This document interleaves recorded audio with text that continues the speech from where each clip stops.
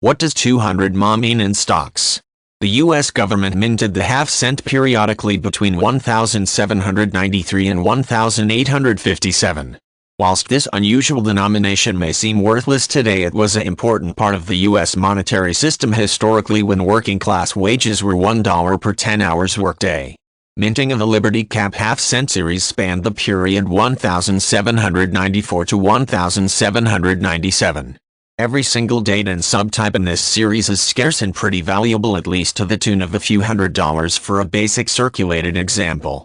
But this short series also contains no less than 4 5-figure rarities. As a type, the Liberty Cap half-cent is far scarcer than its bigger sibling, the Liberty Cap large cent. The obverse of the braided hair design was updated by giving Liberty a slimmer, more youthful appearance.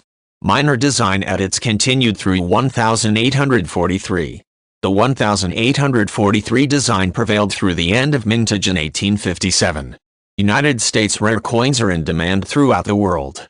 The prestige of American contemporary historical and rare coins amount to an asset class that is considered a less speculative and volatile investment compared to other asset sectors such as stocks and bonds.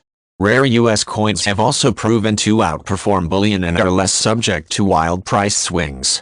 The half-cent is an ideal addition to your rare coin holdings.